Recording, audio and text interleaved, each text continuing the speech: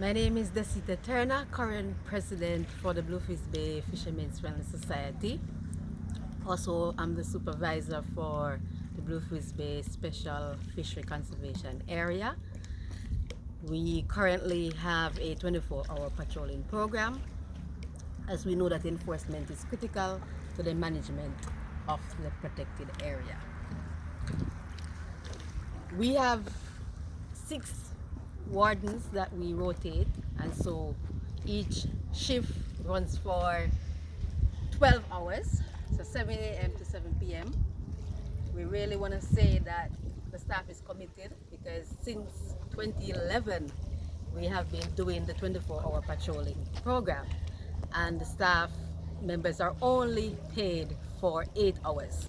The other 4 hours is voluntary, and we're doing this because we know the importance of protecting our marine resources so that we can have protein, and so that we can also have a healthy ecosystem. Because without a healthy ecosystem, we won't have any fish, which is one of the main way which persons within the Bluefields community earn their living. It is one of the main economical activity here. Now, we have partnered with various persons to see how we can also enhance some of the fish stock. So we have partnered with Carib Save on a research program, just to study over time how the different species have increased or decreased. And that was called the catch and release. And that's where we had set 10 traps, 5 outside, 5 inside of the sanctuary. That was a very successful program, because we were able to see what were some of the species that were inside the sanctuary comparing to outside. So the traps would be set for 2 to 3 days. We would go back, pull the traps up, and then we would release what is inside the traps. Before they're released, we would actually measure and collect all the data, which would then be collated and submitted to Carib Save. We also partnered with the Nature Conservancy. We partnered with the University of the West Indies in terms of research activities. We also partnered with Missouri State University, because they would send students down to do studies within the protected area, which they would later write a thesis, which can be seen on the internet by other persons. What we also found out is that because inside of the sanctuary is so healthy, we were also able to establish a coral nursery in the area. This was under the Carib Safe program, but then later was completed by the Nature Conservancy under the biodiversity program. And 2 sites were established, and in the end we successfully planted over 800 coral pieces outside of the sanctuary. Some of them were also planted inside. That is something that we really want to continue, because that can enhance the ecosystem, as well as use for an attraction for tourists who want to come and dive and see healthy corals in the bay. The Fish Sanctuary program, in terms of its enforcement, we want to say thanks to the ministry, because the fines were so low, but recently they have changed the act, and the fines can now go up to $3 million. So our patrolling program really encourage fishers to stay outside of the sanctuary, because we don't want to have to arrest persons to pay these high fines. So we also do a lot of public education among our fishermen. Now, the $3 million fine not just go for fishing in a protected area, it also is where if a fisherman is caught fishing with an unlicensed vessel, fishing for species such as lobster in a closed season or conch, they can also pay up to $3 million. And so this is really a deterrent to say to persons, stay out of the protected space. We know that Jamaica is one of the most overfished, and that was due to the fact that persons have been practicing poor fishing methods over the years. Seining, dynamiting, and all of those. Now, dynamiting and seining they are also illegal. And so fishermen caught doing those dangerous fishing methods would also be prosecuted and can be fined. What we want to encourage persons to do is to practice sustainable fishing. So catch and release is where if you can also encourage them to put back the small fish. We also talk to our fishermen about practicing these things. So in the end, fishermen are asked to use an inch and a half mesh size, which is the recommended size by the Ministry of Agriculture and Fisheries. Also, their net size should allow the small fish to escape, because you need to have the generation of fish. Now, the fish sanctuary is mainly seagrass, and so it's an ideal location for the fish to breed. As you know, fish spend and lobster, for example, spend a percentage of their lifetime inside of the sanctuary. So the purpose of the sanctuary is to act really as a fish maternity ward.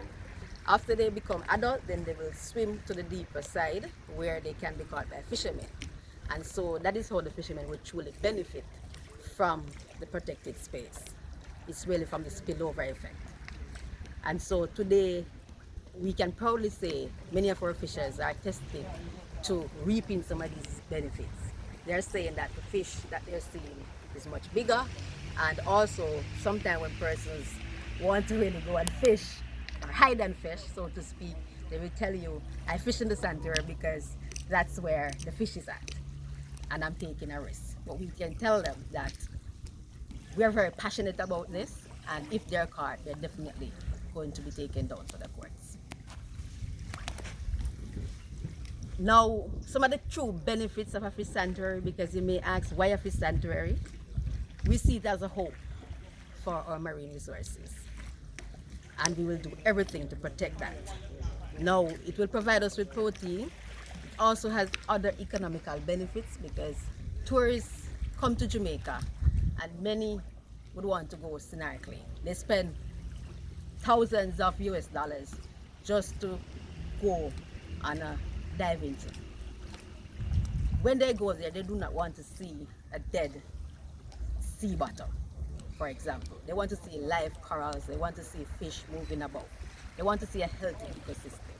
And so the preservation will help us to really maintain that level of healthy ecosystem, so that we can also earn US dollars by showing off our healthy ecosystem. So we always encourage showing off ecosystem instead of persons going there and just fishing for today. Tour activities is also another way. So we also train our fishers as captains, because we're on the coast where tourism is active, and so many of them benefit from training, because we believe that education is the key.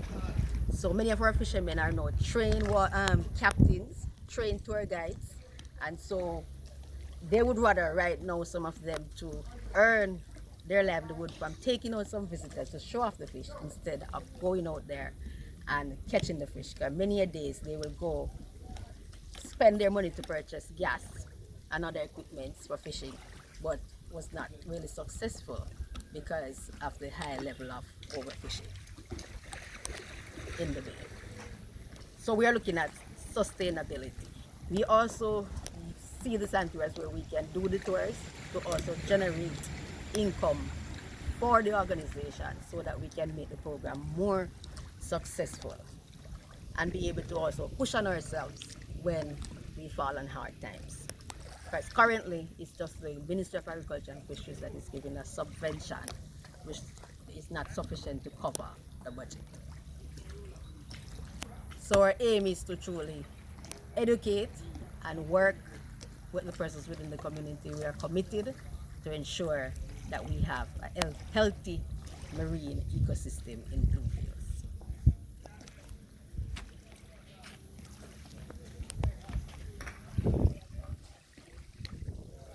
Now, since the sanctuary has been established, we have seen more life.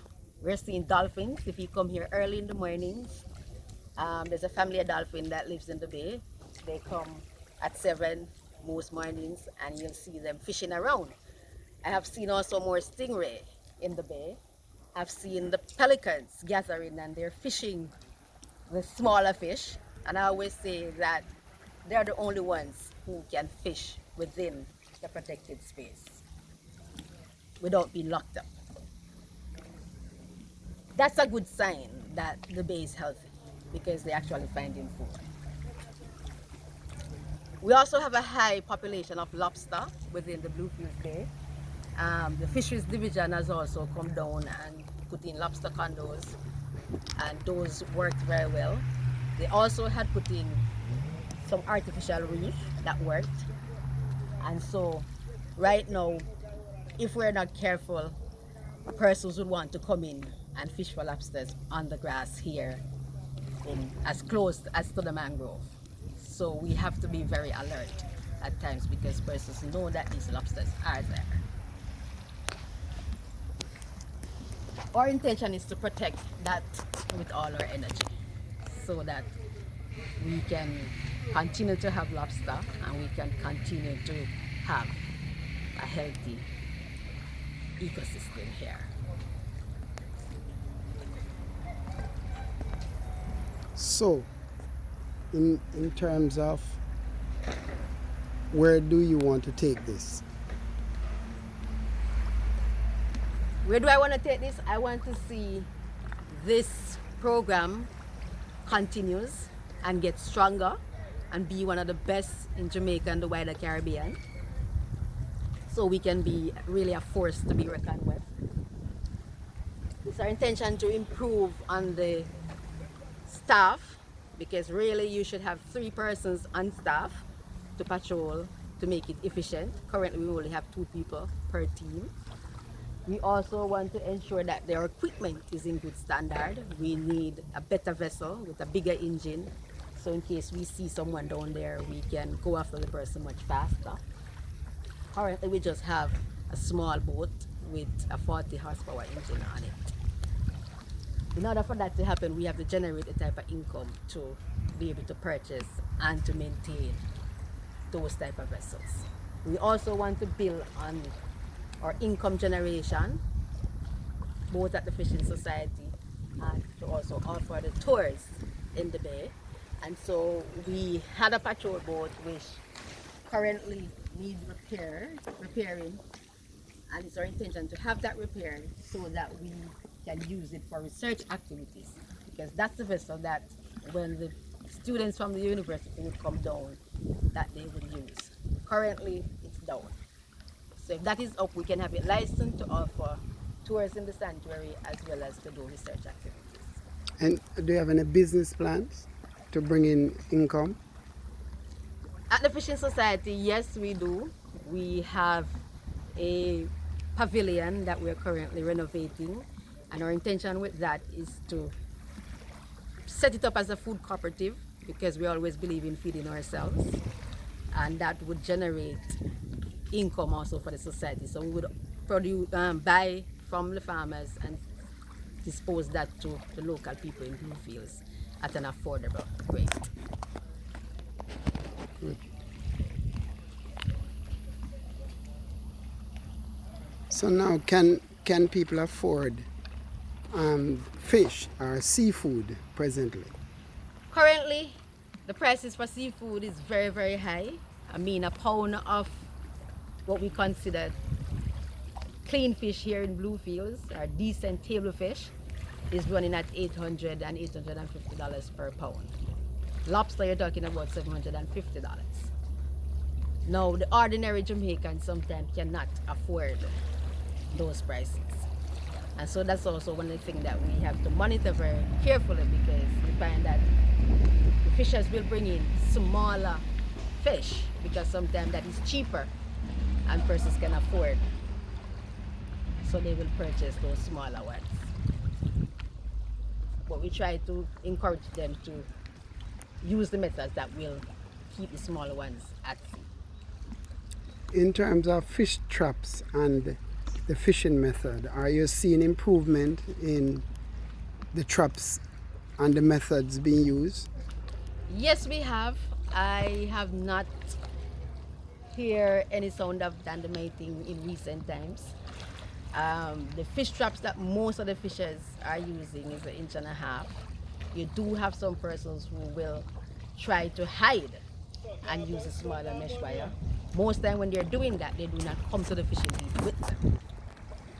Now our wardens, when we see those out at sea, they're captured and taken to land. So we seize them if they're in the sanctuary and we cut holes in them. Now for the divermen, they can be very selective because spearfishing is also active among the younger fishermen, especially if they are unable to afford the vessel to go to sea. There we try to educate them more because many of them lack the knowledge about the ecosystem. They don't know that the coral itself is a live animal, and so they will tell you, oh, the fish run under the stone and I take a hammer and I knock it off. We try to say to them, the coral is live, so you can't do that, and that takes years to go back, just an inch, and so we discourage them doing that. But we have seen where the fishers are setting their traps deeper. It is more expensive, but many of them try to practice deep water traps. Good. Which So bring in better size fish. excellent. So the uniform that clothes you have on, is that your uniform? Yes, this is our uniform because we strongly believe that being in your uniform sends a message to the offenders. We see it as a deterrent than you just wearing plain clothes. You're treated with more respect. Persons tend to listen to you, or they say, oh, the police is coming. So they try to either make the escape, or if they can't, then they're caught. Do you have a good relationship with the police? Yes, we do. We partner with the Marine Police. The outpost is at the Bluefields police station, and we have them on call. They come here daily and at nights and do their regular patrol. They accompany us if we so ask, or if we see offenders out there, we just call the station and then they will come back and assist. So what would be your final message to persons who use the bay where the fish sanctuary is? My final message would be to do everything that you can as stakeholders and as persons who use the bay to abide by the rules and regulation. If you also see offenders, you inform the Bluefields Bay Fishermen Friendly Society and its wardens about that, because we will then take the necessary actions. Persons who are also building within the area, we know that whatever happens at land affects the bay, and so we as wardens also monitor these activities. And the moment we see an illegal activity going on which does not have a permit, for example, from NEPA, we also will inform NEPA about these illegal activities.